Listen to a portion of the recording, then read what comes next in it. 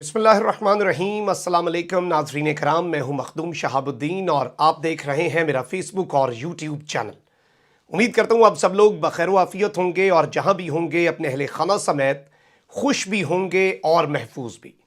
नाज़रीन कराम, एक जानिब तो हुकूमती इत्तेहाद या फिर हुकूमत बनाने वाला भानमती का कुंबा बिलाखिर विफाकी काबीना बनाने में कामयाब हो चुका है, लेकिन उतरे हुए चेहरे, बढ़ती हुई परेशानी और अनसर्टेनिटी के इमरान खान की दूसरी इनिंग्स जिसका आगाज हो चुका है और जिसकी बुनियाद लाहौर के जलसे से डलनी है, उसमें इमरान खान क्या करने जा रहे हैं, इसने ना सिर्फ इनकी जीत की खुशियों को मांद कर दिया है, बल्कि इस वक्त पूरे का पूरा मंजरनामा तब्दील हो चुका है। शहबाज शरीफ की हुकूमत काबीना बनते साथ ही खतरे में है और एक इस तरह का आईनी इकदाम अभी भी पाकिस्तान तहरीक इंसाफ उठा सकती है जो शहबाज शरीफ के लिए अब तक का सबसे बड़ा दर्द सर बन जाएगा। जबकि अभी तक किसी को मालूम नहीं है कि ये नई हुकूमत, नई काबीना, नया सेटअप 6 हफ्ते चलना है, 6 महीने चलना है या अपनी मुद्दत पूरी करेगा। और इस सब में आपसी लड़ाइयां पहले दिन ही शुरू हो चुकी हैं और अब खुलकर सामने आ रहे हैं, खुलकर ओहदों की बंदर बांट हो रही है और खुलकर मामलात लेकर उस तरफ को जाए जा रहे हैं जिस तरफ इमरान खान को अब कुछ नहीं करना पड़ेगा।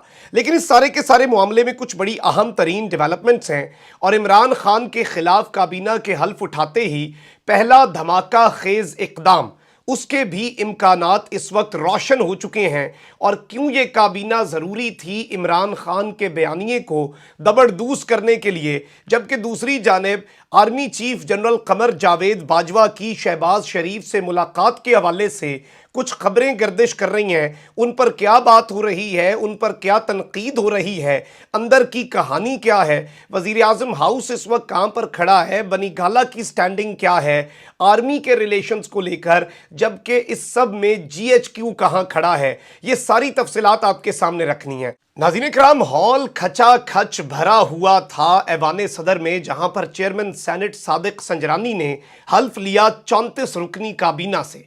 अब वजीर आजम साहब अगर जमानत पर हों, वजीर आजम साहब पर इतने केसेस हों, तो कितनी बड़ी तौहीन होगी कि अगर काबीना में क्रुक्स को शामिल ना किया जाए। इतलात यह है कि इन 34 में से 24 अफराद तो ऐसे हैं जिन पर फुल फ्लेज केसेस हैं, जो केसेस भुगत रहे हैं, किसी भी वक्त अंदर जा सकते हैं। और ये हमारी पड़ी है मॉरल पॉलिटिक्स और इखलाकी सियासत जो है उसका जनाजा है जो कि धूम से उठ रहा है। जबकि दूसरी जानिब इनके साथ जो पहले ही दिन मामला हुआ, ओहदों की बंदर बांट, कौन ज्यादा ओहदे लेगा, कौन क्या करेगा, इस सब में अब ये सर पकड़ के बैठ गए हैं। और विफाकी काबीना की हल्फ बर्दारी के दिन ही हुकूमत के अहम इत्तेहादी पहले ही रोज नाराज हो चुके हैं और इमरान खान से अपनी सारी नाराजगियां मनवाने वाले आज पहले दिन खाली हाथ दे मुंह तक रहे हैं। और BNP मेंगल ने विफाकी काबीना का हिस्सा बनने से इनकार कर दिया है और विफाकी काबीना की हल्फ बर्दारी में शिरकत भी नहीं की। BNP मेंगल जो है उसने इस सारे के सारे मामले में यह कहा है कि सारी कोशिशें रायगां गईं। सरदार अख्तर मेंगल ने सानिया चागी पर कमीशन बनाने का मुतालबा कर दिया था जो कि नहीं माना गया।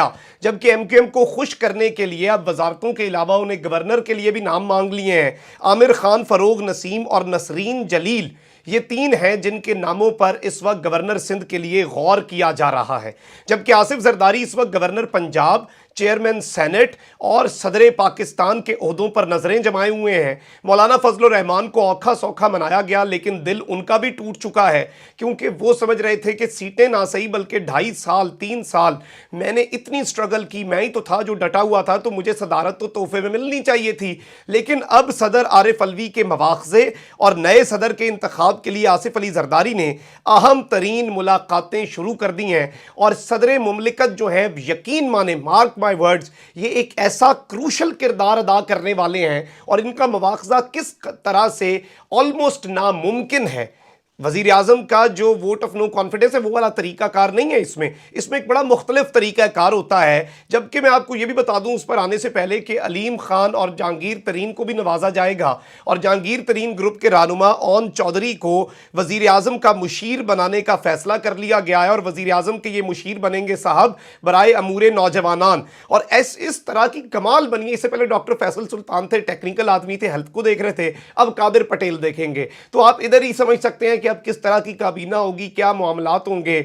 और इस ओन चौधरी के बारे में अता तारड़ साहब कहते थे कि ये सप्लायर है मनशियात का लाहौर इस्लामाबाद की एलीट पार्टीज़ में, और आज वो अमूर नौजवानान का अगर बन रहा है सरबराह और पूरा मामला देखेगा तो फिर ये भी बहुत से सवालात खड़े कर देती है। अब सदर मुमलिकत का मवाख़ज़ा क्यों वज़ीर आज़म से इतना मुख्तलिफ है और सदर क्यों इन्हें नथ डाल के रखेंगे और सदर इनकी हुकूमत के दरमियान, इसीलिए सदर को खुद से इस्तीफ़े की तरफ नहीं ले जाया जा रहा। सदर मुमलिकत का जो वोट ऑफ नो कॉन्फिडेंस कह लें या मवाख़ज़ा है वो या तो कौमी असम्बली से शुरू हो सकता है या सेनेट से। कहीं पर भी आधे अरकान जो हैं उनकी तादाद ने वो जमा करवानी होती है। आधे अरकान इनके पास कौमी असम्बली में है, ये वहां पर जमा करवा देंगे। उसके बाद कौमी असम्बली और सेनेट का एक ज्वाइंट सेशन बुलाया जाएगा जिसमें तकारीर होंगी, सदर को अपने दिफा का मौका मिलेगा और उसके बाद हाफ बंदे नहीं इकट्ठे करने, जैसे इमरान खान साहब के लिए तो आधी तादाद थी, क्लियर मेजॉरिटी थी, इसके लिए आपको 2/3 मेजॉरिटी लानी पड़ेगी। अब जितने ये जो हुकूमती इत्तेहाद नया बना है, इनके पास जितने कौमी असम्बली में बंदे हैं, अगर ये सारे बंदे वोट करते हैं आरिफ अलवी साहब के खिलाफ, फिर इन्हें टोटल वोट्स के लिए 100 के 100 सेनेटर्स का वोट चाहिए होगा, जिनमें से आधे तो पीटीआई के हैं और पीटीआई के आधे सेनेटर्स तो ये ले नहीं सकते। तो ये ऑलमोस्ट नामुमकिन है और इसके लिए ये कोई और रास्ता इख्तियार करें तो करें। अब सदर मुमलिकत इनके साथ कर क्या सकते हैं? ये मोहसिन दावड़ को वजारत देनी थी, हमने बड़ा एहतजाज किया और अफवाज पाकिस्तान का इसके अंदर बहुत ज्यादा रिजेंटमेंट पाई जा रही थी मेरी इतलात के मुताबिक, जिसकी वजह से शहबाज शरीफ बैकफुट पर गया कि आप वो शख्स जो कहता था पाकिस्तान का फौजी वजीरिस्तान से जिंदा बाहर ना निकले उसे अपने साथ बिठाए हुए हैं और आप तकारीब के अंदर उसे बिठा रहे हैं, इर्रेलेवेंट तकारीर के अंदर भी बिठा रहे हैं। तो ये एक बड़ी अहम तरीन डेवलपमेंट थी। अब इसके बाद ये भी अपने हलकों में और अपने आपसी जराए में कह रहे हैं कि हमें तो वजारत नहीं मिली, बीएनपी मेंगल भी नहीं मिली। तो इस पर फवाद चौधरी साहब ने बड़ी दिलचस्प एक कानूनी बात की और उन्होंने कहा कि हुकूमत सिर्फ 3 वोटों पर खड़ी है। आज अख्तर मेंगल की काबीना में शमूलियत न होने के बाद अगर वो एतमाद का वोट नहीं देते तो हुकूमत फारिग हो जाएगी। आइन के मुताबिक सदर मुमलिकत किसी भी वक्त इस नाम निहाद हुकूमत को एतमाद के वोट का कह सकते हैं, यानी कि तहरीक अदम एतमाद पेश होने की भी ज़रूरत नहीं है। सदर मुमलिकत किसी भी वक्त ये कह सकते हैं इस हुकूमत को कि मुझे लगता है कि आपने एतमाद खो दिया है, आपको एक मरतबा फिर से पार्लिमान से रुजू करके एतमाद का वोट हासिल करना होगा। अब इस सारे के सारे मामले में नाज़रीन किराम पाकिस्तान के फौज का जो किरदार है उस पर भी बात हो रही है खुलकर और फवाद चौधरी ने इसके ऊपर ऑफिशियल स्टेटमेंट भी दी है। पॉलिसी स्टेटमेंट समझ लें कि तारीखी तौर पर पाकिस्तानी फौज का सियासत में किरदार रहा है। इमरान खान ने फौज के बारे में अभी तक कोई भी इश्ताल अंगेज लफ्ज़ अदा नहीं किया। अफवाज की ख्वाहिश है कि उसे सियासत से अलग रखा जाए। हम अफवाज की इस ख्वाहिश का भी एहतराम करने को तैयार हैं और इमरान खान के हक में, लेकिन यह सबको पता होना चाहिए कि उठी लहर को दबाना मुमकिन नहीं। अवामी रुझान से खिलाफ जाना मुल्क को बदअमनी में धकेलने के मुतरादिफ है। अगर इंतखाबात में नहीं जाते तो पाकिस्तान में अमन आमा को काबू में रखना मुश्किल हो जाएगा। अब एक जानिब ये तमाम तर चीज़ें हो रही हैं, वहीं दूसरी जानिब तहरीक इंसाफ ने फॉरेन फंडिंग केस में इस्लामाबाद हाई कोर्ट का फैसला चैलेंज करने का फैसला कर लिया है और इन्होंने ये ऐलान भी कर दिया और मेरी इत्तलात के मुताबिक बहुत जल्द ये चैलेंज हो जाएगा कि ये 30 दिन में फैसला आप सिर्फ पीटीआई का क्यों सुनवा रहे हैं, ये क्यों सारी कड़ियां मिल रही हैं, क्यों सारे इदारे साजिश में शामिल सारा जहां है कि मिसदाक ये पूरे का पूरा मामला क्यों किया जा रहा है, ये अंधे को भी नजर आ रहा है। और इवन ये कौम को मैं ये जाती तौर पे समझता हूं कि अपने इदारों से बदजन करने की सबसे बड़ी साजिश है। इमरान खान की हुकूमत जाने का इतना इस मुल्क को नुकसान नहीं होगा जितना कौम अगर अपने इदारों पर एतमाद खो देती है उसका नुकसान होने जा रहा है। अब विफाकी काबीना बन चुकी है तो इमरान खान के खिलाफ पहला बड़ा इकदाम हो सकता है। पहला बड़ा इकदाम इमरान खान साहब के खिलाफ क्या होने जा रहा है मैं ये भी आपको बता देता हूं।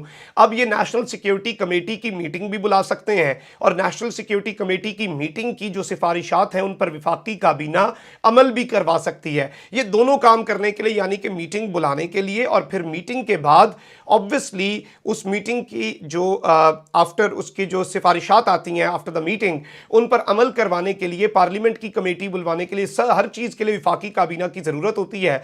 बहुत बड़े बड़े फैसलों के लिए विफाकी काबीना की ज़रूरत होती है। तो अब इमरान खान के खिलाफ इंक्वायरियों और इवन ये जो लेटर गेट का स्कैंडल है, इसमें ना सिर्फ अपने आप को खुद से ही किसे वकील करें, किससे मुंसफी चाहें कि मिसदाक, ये अपने ही लोग जो हैं उन्हें तो ये क्लीन चिट देंगे, लेकिन अमेरिका बहादुर को भी क्लीन चिट दिलवाने की कोशिश करेंगे। और इसमें इम्तिहान जो सबसे बड़ा शुरू होता है वो पाकिस्तान की अफवाज का होता है, जिन्होंने इसे ब्लेटेंट इन्वॉल्वमेंट पाकिस्तान के लिए माना कि हमारे मामलात के अंदर मुदाखलत है। तो अब उनका मौक़िफ़ क्या होने जा रहा है इस नए सेटअप के अंदर।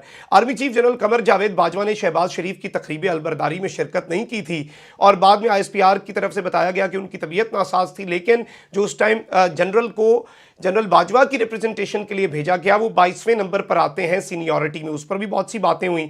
इवन इनके अपने टोकरा साफ़ी, नून लीग के तलत हुसैन और इस तरह के लोग जो हैं, जो कि इनके पूरे का पूरा बदबूदार सहाफ़त के अलमबरदार हैं, जो जनरल बाजवा को सर पे उठाए हुए थे, उन्होंने इसके ऊपर जनरल बाजवा पर तनकीद की और यहाँ तक कह दिया उन्होंने कि जनरल बाजवा अवामी प्रेशर और फौज के अंदर प्रेशर के आगे झुक रहे हैं और उसकी वजह से डर रहे हैं। अब इत्तलात ये गर्दिश करवाई जा रही हैं कि army chief general Qamar Javed Bajwa की वज़ीर आज़म शहबाज शरीफ से मुलाकात हुई है और ये मुलाकात जो है ये वज़ीर आज़म हाउस में हुई और आर्मी चीफ की ये आईनी जिम्मेदारी है, उनकी जितनी मुलाकातें होंगी उन्हें करनी पड़ेंगी। वो ये तो नहीं कर सकते कि हम कबूल नहीं करते, कोई भी इस तरह नहीं होता। इस तरह बनाना रिपब्लिक बन जाए या तो फिर मार्शल लॉ लगा दें।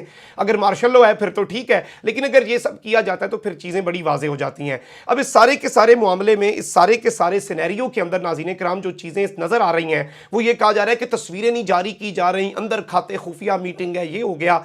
मेरी पाकिस्तान तहरीक इंसाफ के लोगों से बात हुई, वो कह रहे हैं ऐसा कुछ नहीं है, वज़ीर आज़म से 1000 दफ़ा आर्मी चीफ मिल सकते हैं और इसमें कोई नहीं कि कोई खुफिया मीटिंग है, कोई हमारे खिलाफ साजिश हो रही है, कोई हमारे खिलाफ प्लॉट हो रहा है।